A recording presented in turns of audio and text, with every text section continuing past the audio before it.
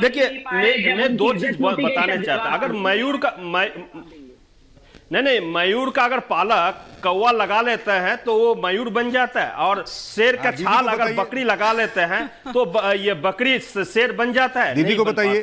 तो मेरे जो बहन यहाँ पर बैठे हुए हैं, हम उसको कहने चाहते हैं, ममता बनर्जी मतलब का जनता दीदी से मोहब्बत करती है, जालिमों से नहीं। ममता दीदी एक होती है, हजारों नहीं। ठीक है, रह गया मेरे प्रधानमंत्री जी आज कुछ बात बोले थे, उसके बारे में थोड़ा जवाब देना चाहते हैं, देना जाए। नहीं सुन लीजिए ना, सुनने का धीरज रखिए। बहन मेरे छोटे बहन है ना, अब मेरे छोटे बहन है, सुन लीजिए ना। नहीं सुन लीजिए, बोले सब मोच करती है, सब मोच करती है। अच्छा, मेरे प्रधानमंत्री जो मशरूम खाता है उसका कीमत कितना मालूम है? नहीं बताता। देखिए बोलने, यहाँ पर ठीक है प्रियंका जी, एक बार कंप्लीट करने देते हैं। देखिए यहाँ पर भी बोलने के लिए रुका जाते हैं, यहाँ पर भी बोलने के लिए रुका जाता है। प्रियंका जी एक बार कंप्लीट करने देते हैं संजय जी को एक बार कंप्लीट करने देते हैं। ठीक है, मैं आ रही हूँ प्रियंका जी।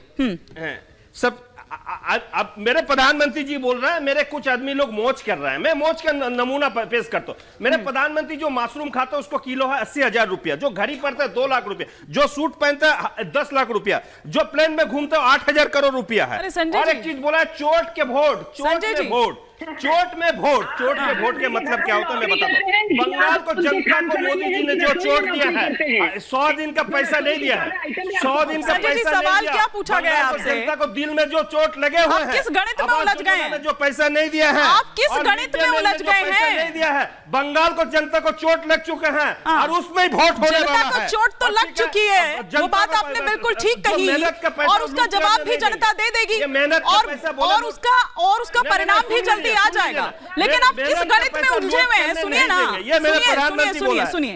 ये संदेश खाली और ये शाहजहां शेख आपका गणित बिगाड़ कर ना रख दे, क्योंकि कुछ तो बिगाड़ दिया है। वो तस्वीरें जो लगातार वहां से आ रही है वो दिखा रही है। अब जब वो जो चोट की बात आप कर रहे हैं, वोट की चोट की, उससे भी पता चल ही जाएगा। संजय जी एक लाइन बता दो। गांव के अंदर जो क्रिएटेड प्रॉब्लम है, और आपने शायद विनीत जी की बात का जवाब भी नहीं दिया। दावा को साथ कह रहा हूं। एक बात सुनो, आपका एक फैन है, सुनिए ना दादा सुनिए, आपके टीवी शो को इस समय पे प्रदीप पिल्ले नाम के व्यक्ति मुंबई से देख रहे हैं। उन्होंने आपसे एक सवाल पूछा है कि आप लोग घर पे जाके कैसे सो सकते हैं जब महिलाओं के साथ में ऐसे अत्याचार होता है संदेश खाली में, तो आप अपने घर पे जाकर कैसे अपनी पत्नी, माता जी, बहन, बेटी, इनको कैसे देख सकते हैं? ये हमारे मुंबई के जो एक कार्यकर्ता है प्रदीप पिल्ले जी, उन्होंने आपके लिए मैसेज भेजा। कृपया बताएं कि समाज को कि कैसे आपको नींद आती होगी, मतलब क्या आप उनसे जाकर आंखें भी कैसे मिला पाते होंगे? नहीं, हम जवाब दे रहे हैं। संदेश काली में ऐसे कोई घटना घटा नहीं है, वहां का महिला लोग बोल रहे हैं, मेरे पास रिकॉर्ड है, Bharatiya Janata party denial mode में है। लेकिन सबसे बड़ा कानपुर में, घाटमपुर में 2 नाबालिका को ऊपर जोनो रेप हुआ, मतलब रेप कर दिया और उसको मार के पैर के ऊपर में लटकाया गया है। इसमें आप धृतराष्ट्र बन गए हैं। कानपुर दिख गया, संदेश खाली नहीं दिखा। गर्भवती महिला को 34 साल की महिला के ऊपर में। संजय जी मैंने फिर कहा, जितनी बार भी आप इस डिबेट में, आप उसमें धृतराष्ट्र बन गए। आप नहीं तो धृतराष्ट्र आप भी तो बन रहे हैं, संदेश खाली में आप भी धृतराष्ट्र बन रहे हैं, और आप तो लगातार डिनायल मोड में। आप तो नहीं, मैं आप ही को बोलने दे रही हूँ, आपके सवाल का जवाब दे रही हूँ, क्योंकि आप मेरे सवाल का जवाब नहीं दे रहे हैं, तो इसलिए मैंने सोचा आपके सवाल का जवाब दे दूं। आपके सवाल का जवाब दे दूं ना संजय जी।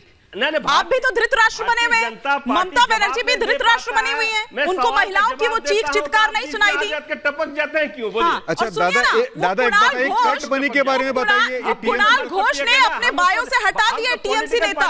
चला चली की बेला हर जगह चल रही है। सुनिए ना, कुणाल घोष का झटका देने वाले हैं आपको। सबसे बड़ा बात है, बंगाल को चोट में जो वोट होने वाला है, चोट में 100 दिन का पैसा नहीं दिया है, मिड डे मील का पैसा नहीं दिया, आवास योजना, बंगाल को जनता को दिल में चोट लग चुके हैं। अच्छा। और चोट का जवाब वोट में मिलेगा। ठीक है, एक बार क्विक रिएक्शन प्रियंका जी से ले लूं, फिर दुष्यंत जी और सुमैया राणा का रुक आप लिख के रख दीजिए। नहीं होगा तो हम राजनीति। ठीक है प्रियंका जी, अब संजय जी सुन लीजिए ना, जवाब सुन लीजिए।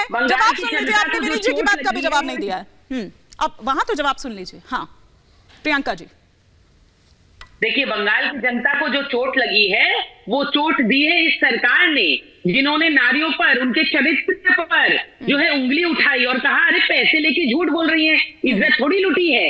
ये कहा ममता बनर्जी ने। और अभी अभी यहाँ पे बैठे हुए सरकार साहब ने भी ये कहा कि इनके पास सबूत है कि वो सारी की सारी औरतें झूठ बोल रही थी। तो आप जितनी बार ये बोलेंगे उतनी बार आपको सवाल का जवाब जो है वो उनके वोटों के माध्यम से मिलेगा। आज रास्ते पर माँ बहन बेटी सब उतर गई और कह रही है कि हमारे साथ यौन शोषण हुआ। हमें टीएमसी पार्टी ऑफिस बुलाया जाता था, किस बहाने? कि लक्ष्मी भंडार देंगे। लक्ष्मी भंडार के नाम पर महिलाओं को बुला करके यौन शोषण किया जाता था। ये सब कुछ होता रहा किसकी आंखों के नीचे? ममता बनर्जी की आंखों के नीचे, और ममता बनर्जी खामोश थी। लेकिन वो लगातार डिनायल मोड में है प्रियंका जी, और वो ये कह रहे हैं कि उन महिलाओं को बीजेपी आरएसएस लेकर आई, ये नौटंकी कर रही हैं। आप ये सुनिए, इस तरह की जो टिप्पणियां हैं वो की गई थी। और मैं यही तो कहती हूँ। हाँ, और कहा कि वो संदेश खाली की महिलाएं हैं ही नहीं। मैं ये पूछती हूँ कि ममता बनर्जी की हिम्मत क्यों नहीं हुई संदेश थाली में पैर रखने की? अभिषेक बनर्जी की हिम्मत क्यों नहीं हुई संदेश थाली में पैर रखने की? उन्होंने एक बार इस मुद्दे के बारे में मुंह नहीं खोला।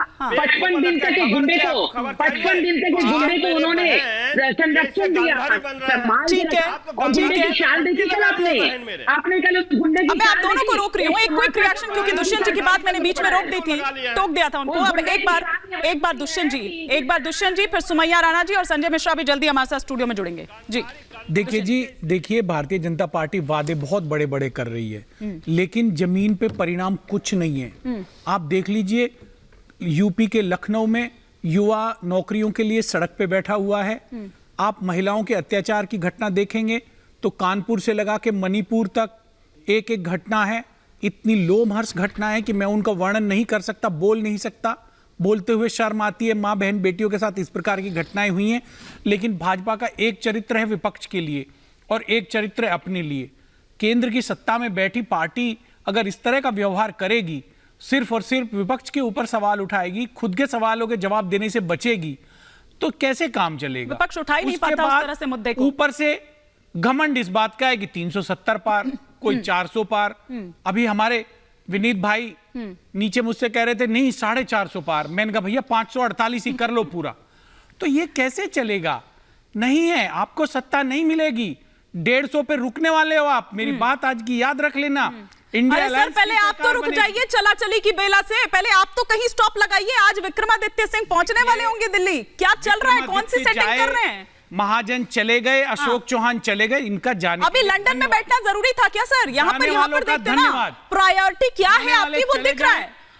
देश की जनता जाने वाले चले गए, वापस तो आएंगे ना। रक्षण करने के लिए लड़ेगी। लंदन में ही बस गए हैं कि वापस आएंगे? सुनिए प्रायोरिटी की बात है। परिवर्तन होगा, सरकार बदलेगी। एक कहावत कहता हूं, वो एक बहुत पुरानी कहावत है, लाखों के हिसाब में करोड़ों का जो है घोटाला। ये कांग्रेस का आज का समय का स्थिति वैसा ही है कि कांग्रेस का नेता कौन है? सोनिया जी है, प्रियंका जी है, राहुल जी है, खड़गे जी है। इन चारों को पता नहीं है। राहुल जी कहाँ है ये भी पता नहीं है, प्रियंका जी कहाँ है वो भी पता नहीं है। मूलतः इस समय पे कांग्रेस एक स्थिति यूनिवर्सिटी बुलाती नहीं। नागर सब 2 मिनट एक बात ये नहीं, आप तो समझदार राहुल जी को बुलाती है तो नागर जी तो सर अभी क्या जरूरी है? आज 1 मार्च हो गई है। आज कांग्रेस की स्थिति ऐसी 1 मार्च हो गई है सर। एक हफ्ते के भीतर अनाउंस होने वाले निर्णय करने की क्षमता ना उनके साथ में कोई कार्यकर्ता है। जी अरविंद केजरीवाल देश का सबसे पढ़ा लिखा नेता है और ईमानदार। और राहुल गांधी दुनिया का सबसे ज्यादा पढ़ा लिखा और ईमानदार नेता है। और उनकी साख और उनकी पहचान दुनिया के जितने बौद्धिक, शैक्षणिक और विद्या के संस्थान है, हर जगह पे उनको बुलाया जाता है।